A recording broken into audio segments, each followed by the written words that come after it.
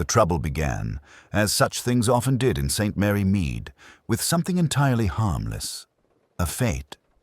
It was the annual Whitsun Garden Fete at the Laurels, the pleasant but unremarkable house recently taken by Mr. Arthur Bristow, a retired superintendent from the Metropolitan Police. There had been much discussion in the village as to whether a London policeman, and quite high up, you know, as Mrs. Price Ridley frequently remarked, would suit the gentle rhythms of village life. But Mr. Bristow had proved, on the whole, disappointingly respectable. He was a tall, spare man in his late 60s with a neat grey moustache and a habit of standing very straight, as though the invisible weight of rank still rested upon his shoulders. He had given a small donation to the church roof fund, and subscribed sensibly, if not lavishly, to the village institute, and had at once engaged Miss Hartnell's nephew for small gardening jobs, which Miss Hartnell never failed to mention as a proof of his sound judgment. The Laurels had therefore been thought an excellent place for the fete, particularly when Mr. Bristow himself offered the garden. On the afternoon in question, the lawns were dotted with stalls and trestle tables. Jam jars shone like garnets and topaz in the weak sunshine. The vicar's wife presided over a bran tub. Children shrieked as they chased one another between the rose beds. The atmosphere smelt of trampled grass, sponge cake, and that faintly metallic tang peculiar to parish teas brewed in large aluminium urns. Sitting in a wicker chair slightly apart from the bustle, Miss Jane Marple observed it all with placid blue eyes that missed very little. She was knitting, something white and complicated which might become a baby's jacket or, equally, a tea cozy. People in St. Mary Mead rarely asked. They knew that Miss Marple's knitting, like her conversation, proceeded according to a pattern not immediately apparent to others. Now and then someone stopped to speak to her. "So very kind of Mr. Bristow, don't you think, Miss Marple?" murmured Mrs. Clement, the vicar's wife, pausing with a plate of scones. "Most obliging," said Miss Marple. "Retired people are so often lonely. A garden fete brings one into circulation." Her glance moved, almost idly, to where Mr. Bristow himself stood near the skittles, talking to a slender, dark-haired woman in a fashionable hat that looked a trifle too smart for the occasion. For that, Miss Marple thought, was Mrs. Lydia Ames, the new tenant at the old parsonage. A little restless, perhaps. The sort of woman, she reflected, who would find a village at once dull and yet curiously indispensable. A few yards away, Colonel Melchett, chief constable of the county, was engaged in what he believed to be light-hearted banter with Inspector Slack, who had come along purely in an off-duty capacity, though he had already noted the likely whereabouts of every entrance and exit to the garden. "If there's a crime here today, Slack," said Melchett jovially, "it will be someone stealing Mrs. Price Ridley's prize chutney." Slack smiled with the air of a man who considers himself above such weak humor, though secretly pleased to be associated with it. "Not much call for us in a place like this, sir," he remarked. "Now, London chaps like Mr. Bristow now, they had the real stuff." Miss Marple's needles clicked softly. Her eyes rested on Mr. Bristow again. He was laughing at something Mrs. Ames had said, but the laughter did not reach his eyes. A closed man, she decided. Careful. Policemen, real policemen, always were. They knew too much about what other people hid. The fete progressed with the inevitable raffle and the less inevitable shower that sent people scurrying under awnings. There was a slight argument over the weighing of a fruitcake, a minor incident of a child lost and then found behind the tombola, and a small but vicious battle between two of the ladies' committee regarding the placing of flower arrangements. It was, in short, like any other village fete, until the scream came. It was a high, thin sound. It was quite distinct from the shrieks of children at play. For a moment, no one moved. Then there was a curious surge, like the ripple on a disturbed pond, and people began converging towards the yew hedge at the far end of the lawn, near the gate leading to the lane. Miss Marple rose a little more slowly than the others, gathering her knitting into its bag. Her old hands did not tremble, She had heard such screams before. By the time she reached the gap in the hedge, a small throng had formed. Someone exclaimed, "Fetch Dr. Haydock."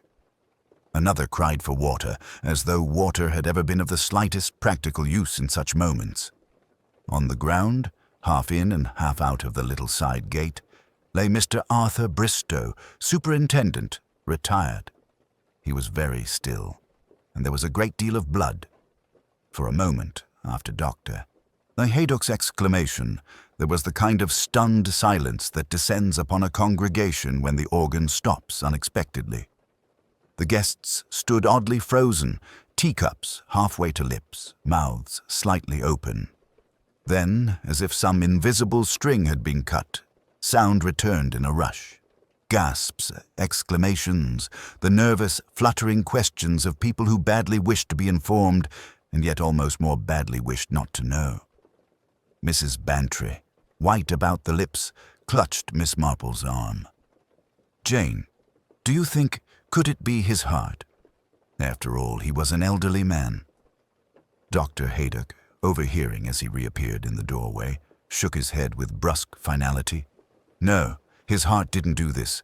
I don't want anyone inside, do you hear? This is a matter for the police." "Police?" repeated Mrs. Price Ridley faintly, as with an air of deep personal injury, as though the mere mention of such things at a respectable village fete were an affront to decency. Colonel Melchett, his ruddy face a shade paler than usual, took charge in his blustering way. Now, let's have some order.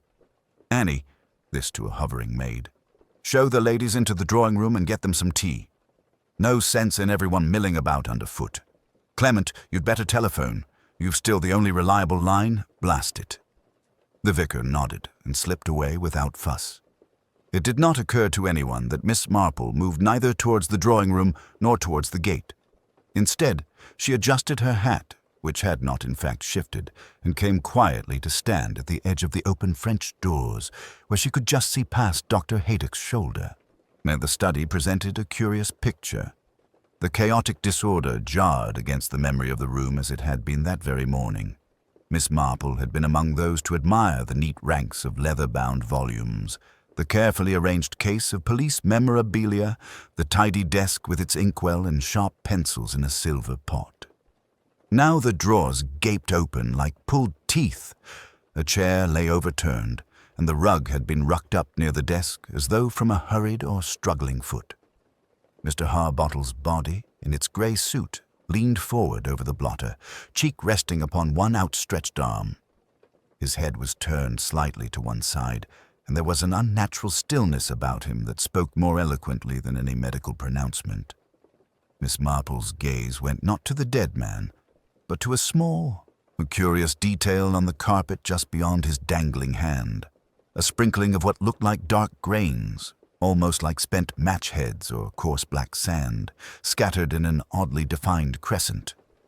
"Poor man," she murmured, and her voice was so soft and full of pity that Dr. Haydock turned, about to usher her away, and then, seeing who it was, merely frowned without insisting. He knew, better than most, that Miss Jane Marple's presence at such a scene was unlikely to be accidental. It was perhaps 20 minutes later when the police arrived. A village constable first, red-faced and important, followed more slowly by a familiar car bearing a familiar, somewhat unwelcome figure. Inspector Slack emerged with his usual air of impatient skepticism, casting a professional eye over the gathered villagers and the trim lawn with its scattered fete paraphernalia. "A retired policeman found dead in his own study," he said shortly, after Colonel Melchett had given a brief, disjointed account. "Not the sort of thing we can brush aside as natural, is it? All right, everyone must remain on the premises until we've taken statements. No exceptions." He said it with a glance that swept over them like a searchlight, pausing only momentarily on Miss Marple, as though in wary recollection of past encounters. Miss Marple met his eye with placid benignity and a slight inclination of the head, as though acknowledging an old acquaintance at church. Somewhere in the drawing-room, someone began to cry. In the garden, a child, not quite understanding but sensing the change, started to whimper. And above it all, the bees went on droning in the lavender borders, as indifferent to Mr. Harbottle's death as they had been to his life. It was, Miss Marple reflected, very often like that. At the edge of the lawn, two maids whispered together in excited horror, while Mrs. Price Ridley confided in Mrs. Hartnell that, of course, there had always been something not quite village about a man who had spent his life in London policing criminals. By the time Inspector Slack stepped into the study, he was already walking into a room thick with more than summer heat. It was thick with conjecture. And Miss Marple, turning back to her abandoned knitting under the oak tree, began, very quietly, to think. Inspector Slack, prowling about the drawing room like an ill-tempered sheepdog among a very flustered flock, and began to separate the guests for individual questioning. The atmosphere, which had been festive only an hour before, now bore the strained politeness of people trapped together in unpleasant circumstances, each secretly wondering what the others might be concealing. Miss Marple, having given her own modest account of the afternoon. "I'm afraid I noticed very little of significance, Inspector. My knitting is quite absorbing," was quietly relegated to a small sofa near the window. From there, apparently forgotten, she had an excellent view of both the garden and the procession of villagers being called to account. Timothy Grant's statement was taken again, more formally this time. "You are certain, lad, that Mr. Harbottle was following someone?" Inspector Slack pressed. "Yes, sir. I was near the lemonade table, and I saw him look towards the side path. Then he went in after someone. I couldn't see who. Too many people in the way." "Male or female?" Timothy hesitated. "Well, I didn't hear any voices, sir. Just Mr. Harbottle's footsteps." Miss Marple, without looking up, observed mildly, "One does not always speak when one has an appointment of a disagreeable nature, Timothy, particularly if it is meant to be private." Inspector Slack gave her a quick glance, then returned to his notebook. 3:30, you said. "About then, sir. I just checked the time because I promised Dad I'd be back at the shop by 5. Slack grunted. "That fits with the doctor's estimate." When Timothy had been dismissed, Mrs. Bantry drifted back to Miss Marple, lowering herself onto the sofa with a rustle of silk. "Jane, then I cannot help feeling this is somehow unreal. A murder in St. Mary Mead, and of a retired Scotland Yard man of all people.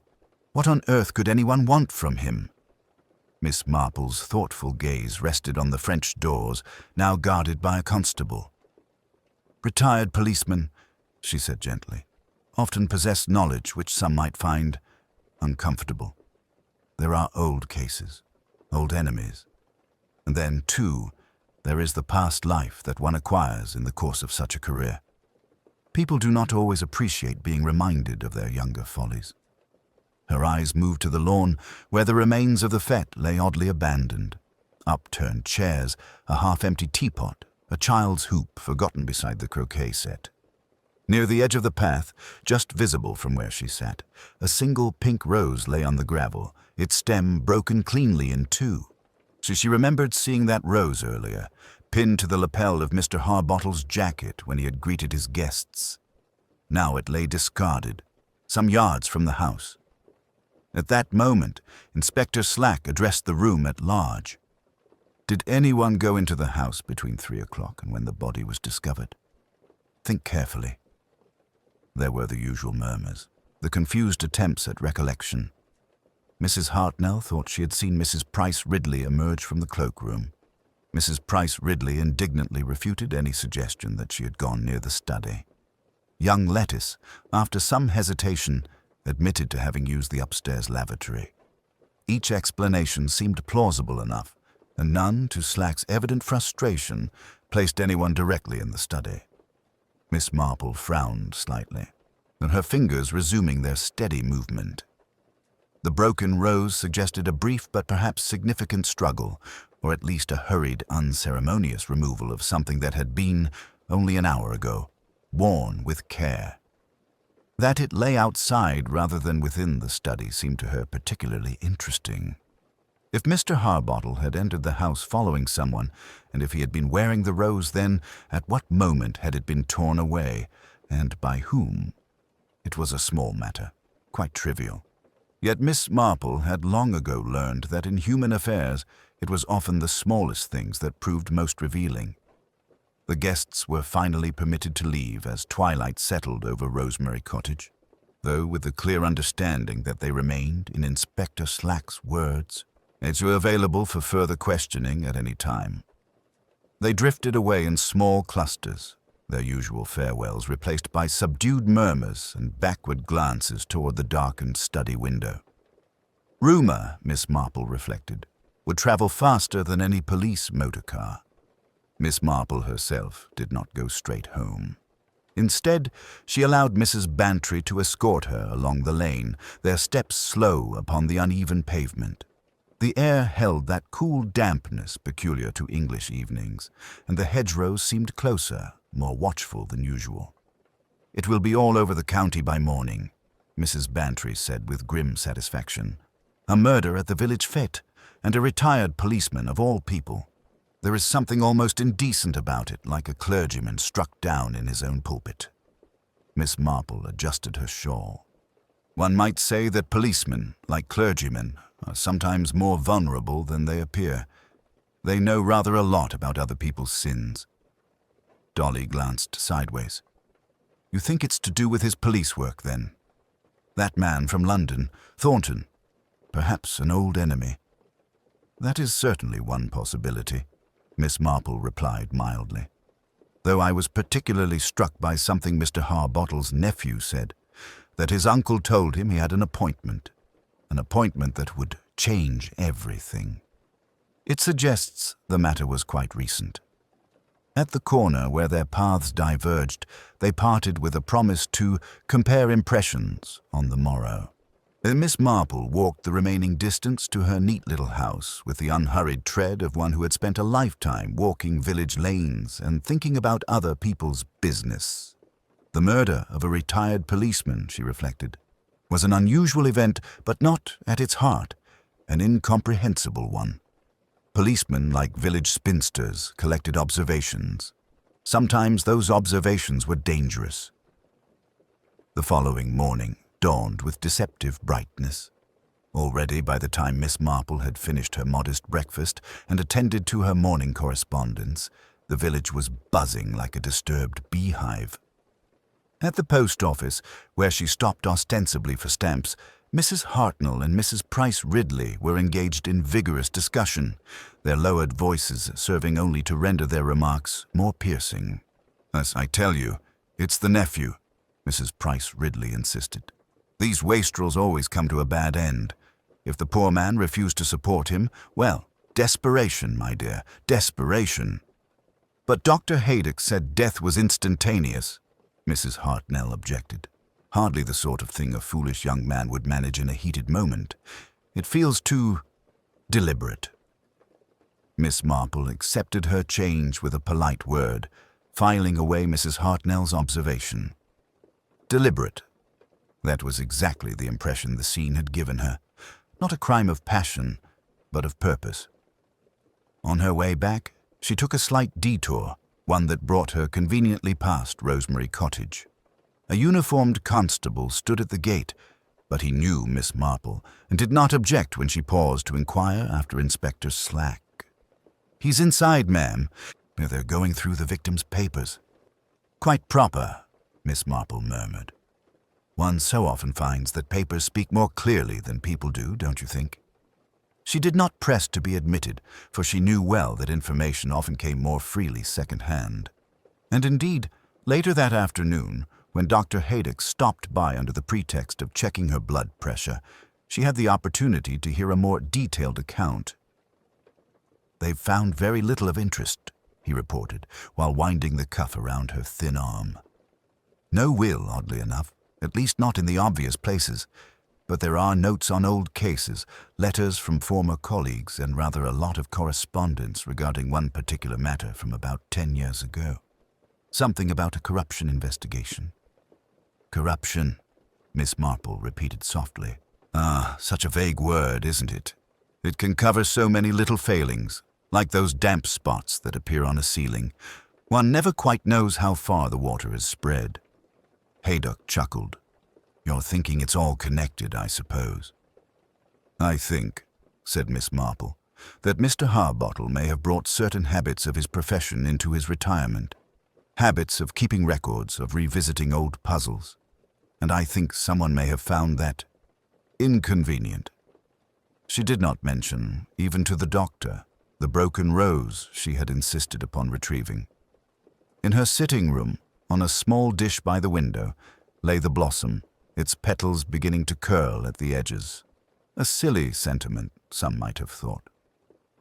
But to Miss Marple it was a reminder. The rose did not belong where it had been found. It belonged on a lapel in a crowded garden, and not beneath lavender by a gravel path. Things out of place, in her long experience, were rarely accidental. Morning came to St. Mary Mead with deceptive serenity. Bird-song in the hedgerows, the distant rattle of the milk cart, and the faint chime of the church clock marking 9. Yet beneath the village's habitual calm, conversation was already running in its swift underground channels. By breakfast time, every cottage seemed to know that Mr. Leonard Harbottle, retired of Scotland Yard, had met a violent end at his own desk. Miss Marple, having taken her tea and porridge with usual punctuality, sat for a few minutes in her sunny sitting room, her knitting on her lap and the mother-of-pearl button on the table before her. In the clear light of day, its triangular shape appeared even more distinctive. It was not of the sort one found on ordinary off-the-peg waistcoats. It suggested a certain care about dress, and perhaps a tailor from London. She slipped the button back into her knitting bag, donned her hat, and set off toward the high street with the air of one pursuing her daily routine. To any casual observer, of whom St. Mary Mead boasted several, stationed behind lace curtains, Miss Marple appeared merely to be going to the lending library on some errand of books. The library, a modest room over the former harness-maker's shop, was already open. Miss Fortescue, its librarian, stood behind the desk, her usual air of self-effacing efficiency tinged today with a certain taut alertness. She was a woman in her late 30s, and with neatly arranged brown hair and a way of holding herself that suggested she had once been more than a village librarian, perhaps a governess or secretary in some larger household. "Good morning, Miss Fortescue," Miss Marple said pleasantly. "Such a lovely day, is it not? Though I fear it feels rather overshadowed." Miss Fortescue's hands tightened momentarily on the ledger. "Good morning, Miss Marple. Yes, of course. Dreadful business about Mr. Harbottle. The inspector came by earlier, asking if the deceased had been a member here." "Had he?" Miss Marple inquired gently, drifting toward the new fiction shelf with the comfortable air of a regular borrower. "Only for a few months," Miss Fortescue replied. "He favored biographies and true crime accounts, interestingly enough." A faint smile touched her lips. "Busman's holiday, I suppose?" Miss Marple's gaze, mild and apparently absorbed in a row of well-thumbed detective novels, noted the details that others might miss. Miss Fortescue's blouse was of good quality cotton, though neatly darned, her skirt plain but well cut, and beneath her open cardigan, today a dark blue wool, there was no waistcoat, no sign either of the distinctive triangular buttons. "You must find such things unsettling," Miss Marple observed. "All manner of people coming through, talking of dreadful news. One hears so much, quite unintentionally, of course." Miss Fortescue hesitated, then seemed to yield to the natural human urge to share what she knew. "People have been in and out all morning. Mrs. Price Ridley insists it was a tramp. Colonel Melchett thinks it's some old criminal Mr. Harbottle helped to put away. And Mrs. Carmichael." She stopped abruptly. "Yes, dear," Miss Marple encouraged, selecting a volume at random. "Well, she came in just as I opened and asked if the library would be closed on account of the murder, so bluntly." Miss Fortescue's lips thinned. Then she wanted to know whether Mr. Harbottle had ever borrowed any books on the Bellingham jewel robbery. I hadn't, you understand, connected the two at all. Miss Marple's fingers tightened almost imperceptibly on the book's spine. How very specific of her, she murmured. And had he? No, Miss Fortescue said. He borrowed general crime anthologies, but nothing on that particular case. I checked when she left. It rather bothered me, actually. A bell rang below, indicating someone entering the shop downstairs. Miss Marple used the moment to study the librarian's face. Not guilty, she thought, but worried, as one might be who knows more than she wishes to admit. I do hope you will be careful, my dear, Miss Marple said, returning the book to its shelf. Some crimes are like stones thrown into a pond. The ripples reach much further than one expects. If Mr. Harbottle was asking questions about old matters, it may have made some people quite nervous. Miss Fortescue's eyes flickered, then steadied. I hardly think I know anything that could matter to criminals, Miss Marple. Oh, one never knows, Miss Marple replied mildly. You see so many names in your registers. People forget such things leave traces. When she left the library, Miss Marple did not go directly home. Instead, she turned down a side lane that led past Mrs. Carmichael's neat little villa. The curtains were half drawn despite the brightness of the morning, but Miss Marple's sharp eyes noted the figure visible in silhouette at the front window. A tall, thin woman standing quite motionless, as though listening. As Miss Marple passed, the figure moved away quickly. She continued on, apparently innocent of having noticed anything at all. But in her mind, threads were already knotting themselves. Mrs. Carmichael's particular curiosity about the Bellingham robbery, Mr. Harbottle's interest in a wartime marriage to a Bellingham girl, a missing notebook, and a murderer skilled enough to deliver a single fatal blow. Only one thing marred the neatness of any theory: the button. For the more Miss Marple considered it, the more she felt that it belonged not to Mrs. Carmichael's tidy, as inconspicuous life, but to someone who had once taken considerable pride in a slightly dashing appearance. Someone, perhaps, who had been bold enough in former days to carry out a jewel robbery.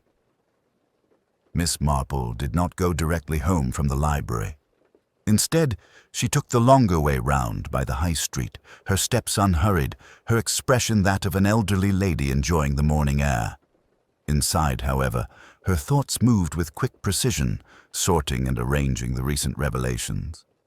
At the post office, she found Mrs. Ginch alone behind the counter, busily sorting envelopes. A few gentle questions, posed with apparent absent-mindedness, produced exactly what Miss Marple had hoped. "The telegram, dear," she said, leaning on her parasol. "I was wondering, was it delivered by the usual boy?" "Young Alf, yes," Mrs. Ginch replied, glad to be consulted. "Took it up to Rosemary Cottage at 11:10, he says. Found Mr. Harbottle in the garden, talking to that gentleman from London. Thornton, was it? The one who came by motor?" So the retired policeman received the news about the certificate while in the presence of a former colleague, Miss Marple murmured. "That must have been an interesting conversation." "Oh, they were all business," Alf said. Mr. Harbottle looked right pleased. "Now we'll see justice done at last," he told the other gentleman. At least that's what Alf thinks he heard. Miss Marple thanked her and continued on her way, her path now turning toward the vicarage. The Reverend Clement and his wife were at the breakfast table when she arrived, late though the hour was. Griselda, elegant even in a housecoat, rose at once. "Jane, sit down this instant. You look as if you've been thinking, which I know is dangerous for the rest of us. Toast, marmalade, scandal?" "All three, if you please," Miss Marple said serenely, taking a seat. "I've been considering poor Mr. Harbottle and his enemies." The vicar looked troubled. "Enemies? Do you truly think—" "My dear Clement, a policeman of his standing would naturally have made enemies," Miss Marple said gently. "But I do not believe this death arose from some London criminal's thirst for revenge. It has all the hallmarks of something much closer and more domestic." She told them, in her mild, unhurried way, of Mrs. Carmichael's missing button, of Miss Fortescue's reaction, of Major Wilbraham's scratched hands, and of the telegram. The vicar listened, on his brows drawing together in a frown that deepened with each detail. Griselda, however, was quick to pounce on one point. The Bellingham jewels. I remember reading about that case. It was terribly romantic in a sordid sort of way. A lady of good family, an unsuitable marriage, and half the family jewels missing after a house party. The police suspected the new husband, didn't they? They did, Miss Marple agreed, but they never proved it. The war provided excellent opportunities for people to vanish and reappear under new names. Suppose, just for the sake of argument, that one of our newer residents was once connected to that household, perhaps even present the night the jewels disappeared. And Harbottle was the investigating officer, the vicar said slowly. So when he retires and then discovers one of the Bellingham connections here, he would naturally take an interest, Miss Marple finished, especially if he obtained proof in the form of a marriage certificate connecting that person to the case. A knock at the vicarage door interrupted them. Constable Polk stood on the step, cap in hand, looking as though he carried the weight of unpleasant news. Beg pardon, Vicar. Miss Marple. Inspector Slack sent me. There's been another, well, not murder exactly, but something queer at Rosemary Cottage. Miss Marple rose at once. Another. Break-in, miss, or attempt at one. Someone tried to get into Mr. Harbottle's study last night. Window forced, lock scratched. Nothing taken, far as we can see. Major Wilbraham scared them off. Says he was out walking his dog and saw a figure at the window. Miss Marple's eyes narrowed slightly. How very energetic of the Major. He's becoming quite a feature of this affair. Polk hesitated. Inspector thought you might, like to have a look, miss. Seeing as you were there yesterday. At Rosemary Cottage, the study bore fresh scars. The French window showed signs of clumsy forcing, quite unlike the efficient, almost professional disorder of the earlier search. Miss Marple examined the scratches on the frame, then bent to inspect the carpet near the desk. Footprints, Inspector, she asked mildly. Slack snorted. Smudges, more like. Whoever it was had the sense to keep to the edges. But they were looking for the same thing, you can be sure. The blasted notebook. Or trying to make us think so, Miss Marple replied, with her gaze lingering on a faint smear of earth near the skirting board. There is such a thing, Inspector, as a crime staged after the fact to mislead. Slack looked impatient. All I know is, the more we dig, the guiltier that nephew looks. Motive, opportunity, lies to the police. It fits nicely. Neatly, yes, Miss Marple agreed, but not, I think, truthfully. The pattern here is quite different. This is not some hot-headed quarrel. It is a matter of long memory and cold determination. Whoever killed Mr. Harbottle feared not the man himself, but what he knew, and what he had written down. She looked once more around the study, then at the garden beyond, where the broken rose had been found.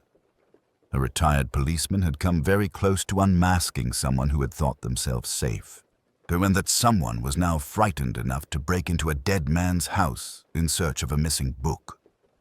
Fair, Miss Marple knew from long experience, made people clumsy, and clumsiness, in the end, was so very revealing. Major Wilbraham's cottage stood at the far end of the village, neat and self-contained, with vegetable patches laid out in precise rows. Miss Marple noted, with her usual quiet thoroughness, that there were indeed no roses in sight, only a few straggling geraniums by the front steps. The Major answered her knock with an air of strained politeness. His bandaged hands were thrust awkwardly into his pockets, as though he were uncertain what else to do with them.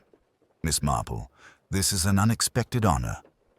Come about this dreadful business, I suppose. If you're not too busy, Major. And I wondered if I might trouble you for a few minutes. Matters have been weighing on my mind. He hesitated, then stepped aside. Very well. Do forgive the state of the place. Wasn't expecting visitors. The sitting room was as bare and practical as the man himself. Maps on the wall, a few military books, a photograph of a younger Wilbraham in uniform, surrounded by other officers. Miss Marple's eyes rested on it a moment longer than courtesy required. "You've seen active service, I think," she remarked mildly, settling herself into a chair. "Bit of this and that," he replied shortly. "Nothing worth fussing over now." She smiled. It does often happen that people underestimate what is worth fussing over. For instance, thorn scratches on one's hands when there are no rose bushes in the garden.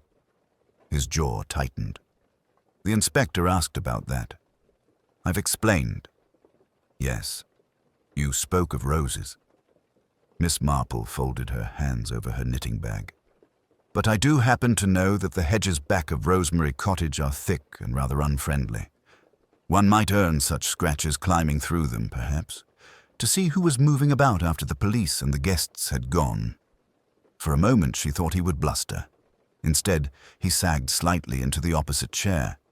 "You always were a terrifying woman, Miss Marple. Very well. I did go back there last night." "Why?" He stared at the hearth, as though the embers might offer courage. "Because I saw something yesterday I didn't tell Slack. I'd gone around the side path for a quiet smoke, about 3:30.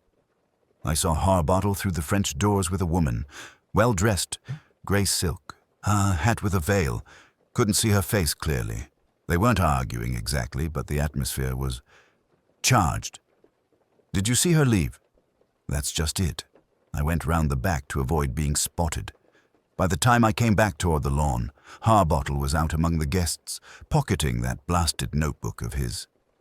No sign of the woman. Later, when he vanished and the body was found, it didn't sit right. So last night I went to see if there'd been movement. Someone searching." "And was there?" Miss Marple asked. He nodded reluctantly. The study window was unlatched. From the hedge I saw a light moving about. Person inside, small, quick. Going through drawers again. By the time I'd got half through the hedge, they'd gone. I caught my hands for nothing. Only thing I found was an envelope on the grass. Empty, London postmark, to Thornton and Associates. He handed her a crumpled envelope from his pocket. Miss Marple regarded it gravely, her suspicions tightening into something more definite. The solicitor's name again, the same careful web. "You see why I didn't go straight to Slack," the Major added awkwardly. "Old habits die hard. I've done intelligence work. One learns to verify before speaking." A sharp rap at the front door cut across Miss Marple's reply. Major Wilbraham admitted Constable Polk, puffing and important. "Begging your pardon, sir. Miss Marple, ma'am. Inspector Slack sent me. There's been, well, something queer. Mrs. Carmichael's suitcase has been found behind the hedge near the bus stop. Open, her things scattered. The bus left on time, but the conductor swears she never boarded. And," he swallowed, eyes widening, "there's blood on the handle. Not much, but enough." For a brief instant, the little sitting room seemed to hold its breath. Miss Marple rose, her voice very gentle. "Then I fear, Constable, that whoever wished to keep the past buried has decided that one murder may not be quite enough." The search for Mrs. Carmichael became the village's grim occupation that afternoon. Men spread out across the lanes and hedgerows in haphazard lines, while women clustered at doorways, exchanging anxious speculation.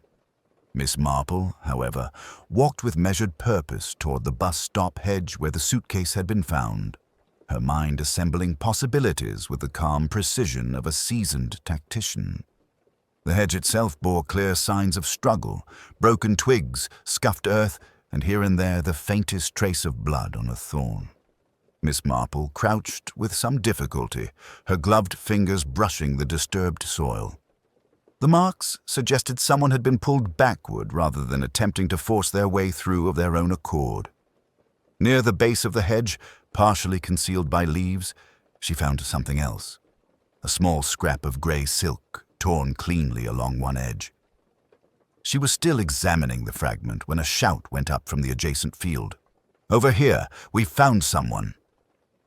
Inspector Slack, emerging from the lane with uncharacteristic speed, arrived at the scene almost simultaneously with Miss Marple. Together they followed the voices to a shallow ditch where Mrs. Carmichael lay half-propped against the bank, her face pale beneath a smear of dried blood at her temple. Her hat was missing, her gloves torn, and one sleeve of her grey silk jacket hung in tatters. "Alive," Dr. Haydock announced after a quick examination. "Concussion, nasty bruise, but she'll recover. Looks like someone struck her from behind with a blunt object." Mrs. Carmichael's eyelids fluttered, then opened fully. Her gaze moved from the doctor's face to Inspector Slack's, then settled finally on Miss Marple with something like desperate relief. "It wasn't me," she whispered hoarsely. "I didn't kill Leonard.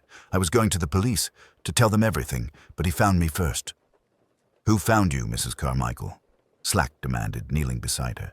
"Think carefully." Her hand moved instinctively to her head, then dropped to her lap. "I heard footsteps behind me as I left the bus stop. Men's steps, heavy, with a faint tapping sound, like metal on stone. And I turned just as something struck me. I never saw his face." Miss Marple's eyes sharpened at this detail. Metal on stone, precisely the sound one might expect from metal toe caps. The same distinctive footwear Major Wilbraham had observed on the unknown visitor to Harbottle's study. "Mrs. Carmichael," Miss Marple said gently, "tell us about Leonard Harbottle. You knew him under another name, did you not? From your days as Catherine Bellingham."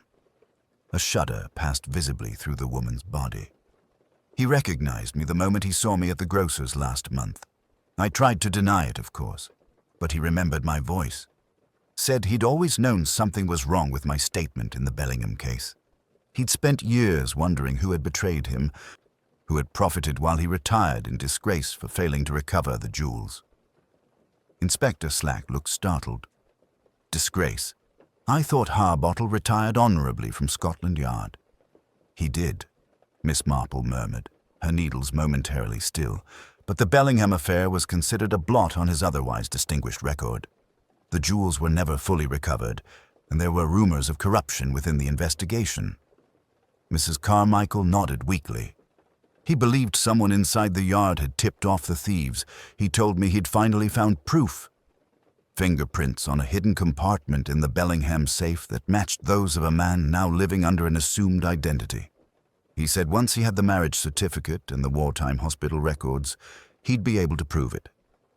"Did he name this man?" Slack pressed.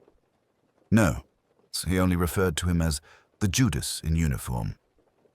He said he'd written to an old friend, John Ashford, who'd been involved in intelligence work during the war. They were going to meet after the fete to compare findings." Her eyes filled with sudden tears. "I went to the cottage early, before the guests arrived. I begged Leonard to leave it alone, to let the past stay buried. He refused. Said justice wasn't a matter of personal comfort." Miss Marple listened to this account with profound attention. The letter fragments she'd reconstructed at the Blue Boar fit neatly into this narrative. Harbottle confirming an identity, planning a confrontation after the fete. Yet something still jarred. The encyclopedia salesman, Finch, tearing up Harbottle's letter as though its contents incriminated him. But if Finch were John Ashford, then why destroy correspondence that merely confirmed his own role as ally? As Mrs. Carmichael was carried back toward the village on an improvised stretcher, Miss Marple walked slowly behind, her mind working through the layers of deception. A retired detective closing in on a wartime traitor. A woman living under an assumed name, desperate to protect not her own crime, but someone else's. A supposed encyclopedia salesman with access to London legal firms and inquiry agencies. And somewhere among these overlapping identities, a man whose shoes clicked faintly on stone with the betraying sound of metal. Back in her cottage, Miss Marple took out the mother-of-pearl button and the scrap of grey silk, laying them carefully beside the reconstructed letter. The silk matched perfectly. Catherine Bellingham had indeed been present during the struggle with Harbottle, but the violence of the blow, the professional precision of the attack, spoke of someone with more experience in sudden death than a frightened society woman. Her mind returned to a small but persistent memory, the faint metallic tap she'd heard on the vicarage stone path the previous week as Gerald Thornton had left after visiting Reverend Clement. A sound that had struck her then as oddly incongruous with his otherwise immaculate appearance. It was time, she decided, that Mr. Thornton be invited back to St. Mary Mead, under the impression that an elderly village spinster had valuable information about his late colleague's final investigation. But Gerald Thornton presented himself at the vicarage the following morning with the composed assurance of a man certain of his own importance. He had been summoned under the pretext of assisting Inspector Slack with technical aspects of Mr. Harbottle's unfinished investigations. In truth, the inspector had been persuaded, by means of several gentle questions and one or two carefully chosen remarks from Miss Marple, that the presence of a trusted former colleague might loosen tongues and reveal hidden truths. Miss Marple sat in the vicarage drawing room, her knitting on her lap, when Thornton was shown in. He carried himself with easy confidence, his impeccably tailored suit and polished brogues giving an air of prosperous respectability. Only a certain tightness around the mouth and a fleeting sharpness in the eyes when he believed himself unobserved hinted at any strain beneath the outward composure. "Miss Marple, I believe," he said, with a courteous inclination of the head. "Harbottle spoke of you, you know, had a high opinion of your observational skills. I'm very sorry we should meet under such distressing circumstances." "How kind of you, Mr. Thornton," Miss Marple replied mildly. "I understand you worked with Mr. Harbottle on several important cases. Such a bond must be quite as strong as any family tie." Thornton's gaze flickered briefly. "We were colleagues, yes. Harbottle was an excellent detective, methodical, tireless. A pity he didn't know when to let certain matters remain in the past." "A very great pity," Miss Marple agreed, her needles clicking softly. "I understand he was particularly interested in one wartime case of late. The Bellingham jewels, was it not? And a certain young woman who may not have been so entirely guilty as the papers suggested at the time." Thornton's eyes narrowed slightly. "You seem remarkably well informed for a lady living in a quiet village, Miss Marple." "Oh, one hears things," Miss Marple said serenely. "And of course, Mr. Harbottle kept notes. He was most diligent about that. Such a pity about his little black notebook going missing. Though fortunately, there were letters as well. Some of them, quite by chance, escaped destruction." She reached into her knitting bag and produced the painstakingly reconstructed letter fragments from the blue boar. Thornton's gaze rested on the familiar handwriting, and for the briefest moment, the careful mask slipped, and a flicker of alarm, quickly suppressed, passed across his face. "Harbottle was always prone to melodrama," Thornton said lightly. "I can assure you, Miss Marple, that any suggestion of corruption within the yard is nothing more than the fevered imagination of a retired man dwelling too long on old glories." "How interesting," Miss Marple murmured. And yet Mr. Harbottle seemed quite certain he had identified the Judas among his former colleagues. So certain, in fact, that he arranged to confront him here in St. Mary Mead. Very imprudent of him, don't you think? Thornton's fingers tightened fractionally on the arm of his chair. "If you're implying—" "Oh, I imply nothing at all," Miss Marple interrupted gently. "I merely observe. For instance, how curious it is that your motor car remained behind the church at the very hour, Mr. Harbottle was killed, despite your statement that you left the village at noon, or that your shoes, such excellent leather, have those distinctive metal tips that make so particular a sound on flagstones. Mrs. Carmichael remembers that sound quite clearly from the moment she was attacked near the bus stop." He started slightly at the mention of Catherine's true name, the first unguarded movement he had made. Miss Marple continued, her voice still mild, but her gaze unwavering. "Then there is this little button." She laid the triangular mother-of-pearl fastening on the tablecloth between them. found beneath Mr. Harbottle's fireplace fender, where it must have rolled during a brief, rather violent encounter. I noticed its fellows on your waistcoat when you canvassed the village as an encyclopedia salesman, Mr. Finch. Or should I say, Mr. Thornton. For a moment, the room seemed to hold its breath. The ticking of the vicarage clock grew unnaturally loud. Thornton's eyes dropped to the button, then lifted to meet Miss Marple's with a new, harder expression, a look stripped of professional charm, revealing something colder and infinitely more dangerous beneath. "You've been remarkably busy, Miss Marple," he said quietly, "for a retired lady who claims to know nothing of police work." "Oh, but I know a great deal of human nature," Miss Marple replied. "Enough to see when a man believes himself cleverer than everyone around him, and enough to know when he has finally realized he is mistaken." At that moment, the door opened to admit Inspector Slack and Colonel Melchett, who had been waiting in the adjoining room at Miss Marple's suggestion. Thornton's glance flicked toward them, measuring the odds, then back to the gentle old lady with the knitting who had, with devastating politeness, dismantled the careful edifice of respectability he had built over decades. For the first time, Gerald Thornton looked genuinely afraid. The days that followed Gerald Thornton's arrest had about them the curious quiet that often succeeds great upheaval, as though the village were collectively drawing breath after some prolonged exertion.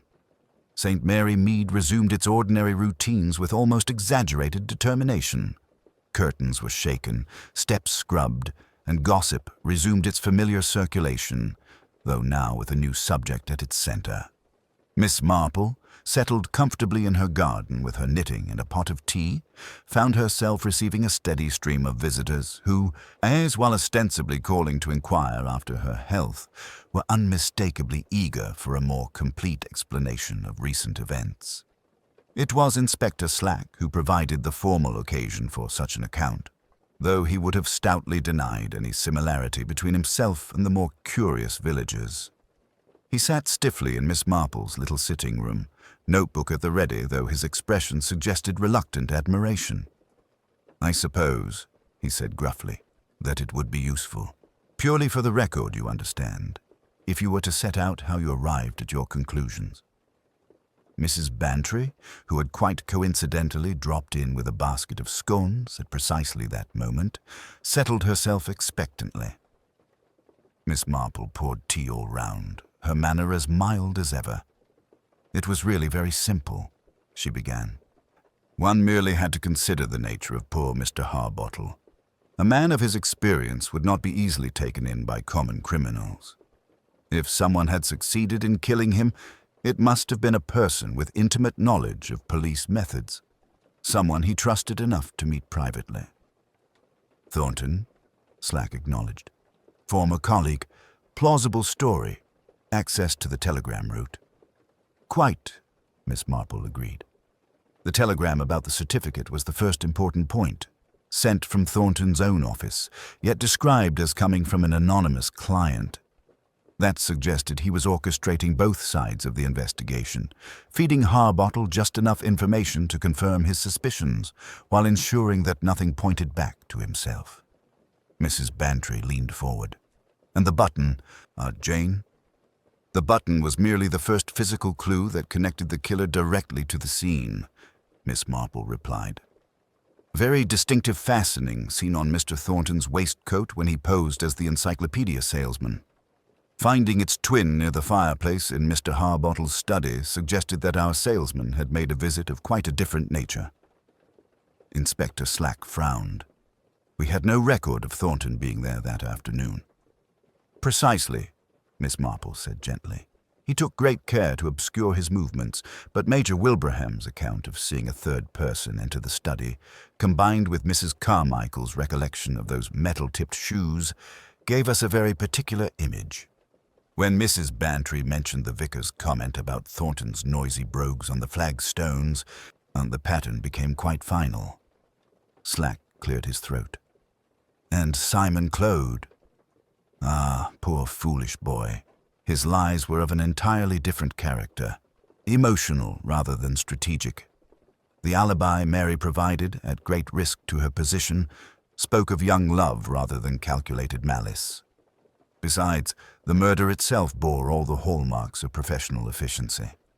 One blow precisely placed, fingerprints carefully removed, the subsequent search conducted with the desperation of someone hunting for a very specific document.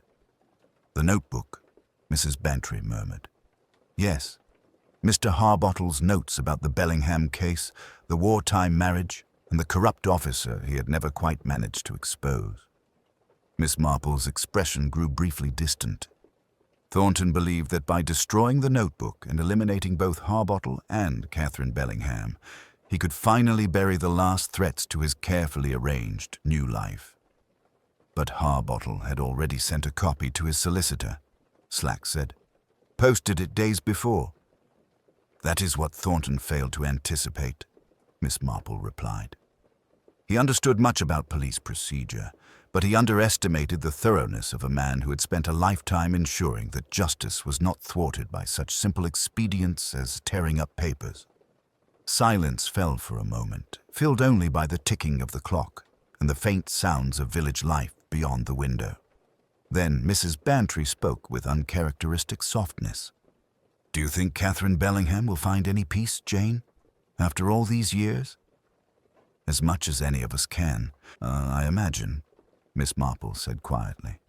"The truth has a way of loosening old chains. She will still bear the mark of her youthful foolishness, but not the burden of a crime she did not commit. That, at least, has been set right." Inspector Slack rose, closing his notebook with a decisive snap. "Well, Miss Marple, I suppose I must admit you saw more clearly than the rest of us." Again, she smiled up at him, her blue eyes gentle. "Not at all, Inspector. I merely paid attention to people. Crimes, you see, are very much like village quarrels, rooted in vanity, fear, pride, and the little deceptions people practice upon themselves. One merely needs to recognize the pattern." After he had gone and Mrs. Bantry had taken her leave, the cottage grew quiet once more. Miss Marple returned to her knitting, and the soft click of her needles blending with the distant sounds of St. Mary Mead, children's voices, a cart on the lane, the church bell marking the hour. Leonard Harbottle had come to the village seeking peaceful retirement, and instead had found the final answer to a question that had haunted him for decades. His death had been violent, but his life's work had not been in vain. Somewhere in London, a file now bore Gerald Thornton's true record. Somewhere in Sussex, the Bellingham name was a little less shadowed. And in St. Mary Mead, afternoon tea would once again be poured, gardens tended, and small scandals discussed with familiar relish. Yet beneath the comforting surface, there remained the quiet knowledge that even in the most peaceful of places, the human nature carried within it both the seeds of kindness and the capacity for great harm. Miss Marple, who had observed both for a very long time, merely adjusted her spectacles and counted her stitches. In the days that followed, St. Mary Mead settled with surprising swiftness into a semblance of its familiar routine, as though the village itself possessed an instinctive understanding that continuity was the surest defense against chaos. The post arrived at its usual hour. The church bells rang for matins and evensong, and Mrs. Price Ridley resumed her patrol of the High Street with renewed purpose, now supplied with a rich trove of conversational material that would last her through several winters. Yet beneath the restored surface, calm ran a subtle current of unease, an awareness that the quiet lanes and hedge-rowed fields had harbored, if only briefly, a man capable of calculated betrayal and remorseless violence. People spoke a little more softly at twilight. Doors were checked twice before bed, and the sight of a stranger's motor car on the village road drew more than one discreet glance from behind lace curtains.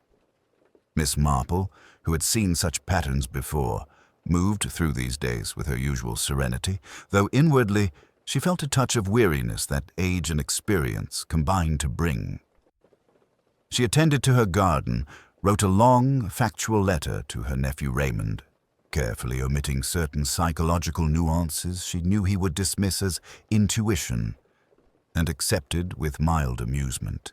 to the sudden increase in visits from neighbors who found reason to seek her advice on everything from jam-making to human treachery. It was Major Wilbraham who came to see her one late afternoon, his usually brisk stride notably slower. He removed his hat with old-fashioned courtesy and stood awkwardly in the little sitting room until Miss Marple, recognizing the signs of a conscience still unsettled, prompted him gently. "You did a brave thing, Major, in coming forward with your observations," she said, pouring him tea with steady hands. Even delayed honesty is often more valuable than immediate silence. He winced slightly at the phrase. "I ought to have spoken sooner, Miss Marple.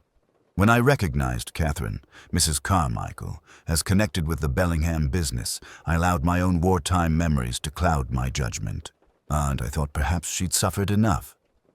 I didn't imagine the real villain was still at large, much less living among us." Miss Marple's gaze softened. "We are none of us as wise as we might wish in the moment. It often takes the clarity of hindsight to see where our sympathies or prejudices led us astray. You tried, in your own way, to protect a frightened woman.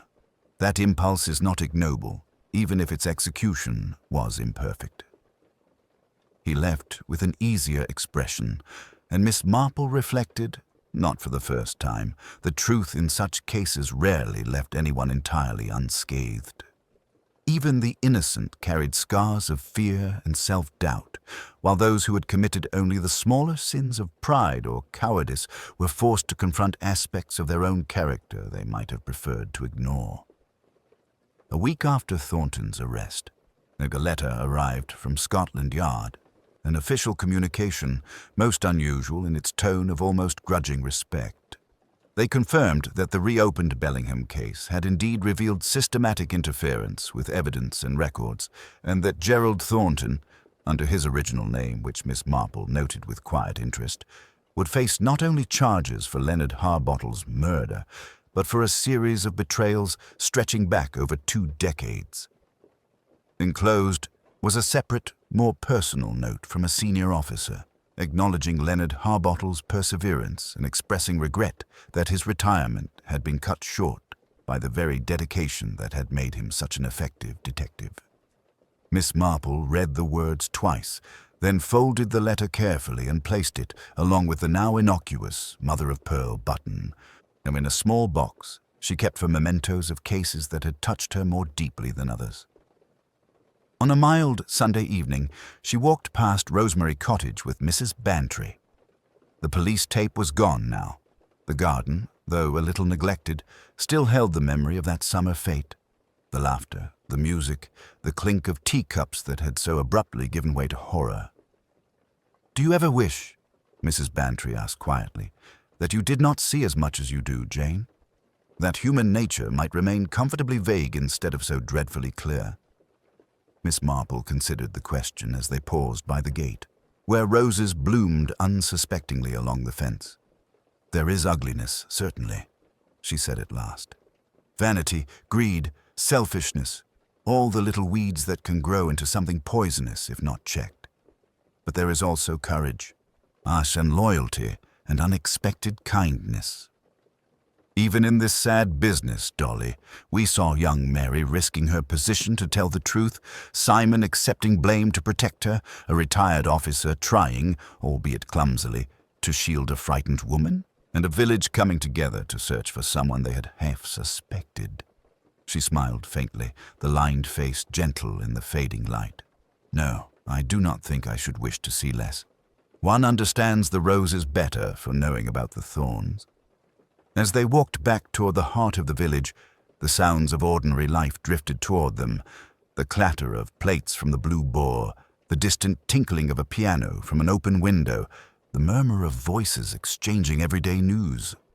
St. Mary Mead, in its quiet way, was healing. The retired policeman who had come seeking justice had found it, though at the cost of his own life. The corrupt policeman who had hidden in plain sight had finally been unmasked. And Miss Marple, with her gentle manner and ruthless clarity, had once again proved that in the smallest of villages, nothing truly escaped notice for long. She returned to her cottage, set the kettle on, and picked up her knitting where she had left off. The pattern, once obscure, had become perfectly clear. Autumn crept gently into St. Mary Mead, softening the sharp memories of that violent summer with drifting leaves and misty mornings. Life resumed its accustomed pattern, but with small telling alterations that Miss Marple, from her cottage window, registered with quiet approval. Rosemary Cottage, after much legal correspondence and the inevitable official inquiries, was placed on the market. But before it was cleared, the vicar and Colonel Melchett arranged a small private gathering there, ostensibly to set the house in order, but in truth to honor the man who had died within its walls. Miss Marple attended, of course, invited as a matter of course, rather than formality. The study had been restored to its previous tidiness, the desk polished, papers stacked, shelves rehung. On the mantel, where the crystal paperweight had once sat, there now stood a modest framed photograph of Leonard Harbottle in his younger days at Scotland Yard, flanked by uniformed colleagues. He looked much as Miss Marple remembered him. Spare, precise, the eyes alert and faintly amused, as if even then he saw further than most. The Reverend Clement read a short passage about steadfastness in duty. Colonel Melchett, gruff and awkward, muttered a few words about a dashed good man, whatever you thought of his manners. And Dr. Haydock, surprisingly moved, remarked that there was a kind of professional kinship between those who spent their lives tidying up after human folly. Miss Marple said little. She stood near the French doors, looking out onto the garden where bunting had once fluttered, and thought of that first pleasant, deceptive afternoon. A fate, she reflected, was not so unlike human nature itself. Bright colors and cheerful conversation concealing private anxieties, disappointments, and sometimes very old sins. When the others drifted away, she remained behind a moment with Mrs. Carmichael. Catherine Bellingham no longer, though the name would always belong to her history. Catherine ran her hand lightly along the polished desk. He told me, you know, she said quietly, that he did not merely want to catch Thornton for the sake of the law. He said he owed it to me. We failed you, he said. We let the wrong person carry the weight. I didn't believe him at the time. I'd grown accustomed to not being believed. Miss Marple looked at the younger woman with a tenderness that never showed in sentimentality. The law can make mistakes, my dear. Human beings are fallible, even in wigs. But there are some who mind very much when those mistakes are not put right. Mr. Harbottle was such a one. Catherine smiled faintly. It seems I've gained more here than a hiding place. I have friends, a possible future. Her eyes strayed, almost involuntarily, to the garden gate, where Major Wilbraham could be seen talking with Simon and Mary, his posture betraying more ease than when he had first come to the village. I had not thought that likely. Second chances, Miss Marple remarked, are rarer than people suppose, but they do come for those willing to live them honestly. Later, walking home beneath the amber leaves, she considered how neatly things had, in the end, arranged themselves. Simon, chastened and steadied by his ordeal, had taken a junior position with a reputable firm in Much Benham. Mary, radiantly practical, had already begun budgeting for new curtains in their future home. Miss Fortescue, freed from the weight of her secret, now ran the lending library with brisk authority and a noticeable softening toward war stories and women who made mistakes. Even Inspector Slack had altered, if only slightly.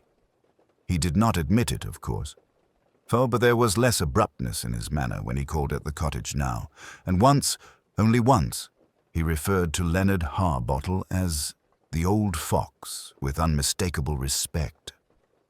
That evening, settled in her armchair by the fire with her knitting, Miss Marple allowed her thoughts to drift backward. Thornton's downfall had not rested on any ingenious trap or cryptic clue, no coded letters or exotic poisons, but on very small things. A button, a sound on flagstones, the pattern of a man's comings and goings, the way fear expresses itself in the tightening of a mouth or the tremor of a hand. It was always so. In the end, she reflected, evil was far less mysterious than people like to think. It was simply selfishness prolonged and given opportunity, vanity unrestrained, fear refusing to face its own past. And against such things stood only watchfulness, conscience, and, sometimes, an elderly lady with a good memory and a lifetime's acquaintance with human frailty. She smiled faintly, counted her stitches, and turned her thoughts to the practical question of whether the new grocer's assistant was quite as steady as he seemed. For while great crimes might be rare in St. Mary Mead, human nature, in all its lesser follies, was delightfully constant, and that, Miss Marple thought contentedly, was quite enough to keep one occupied.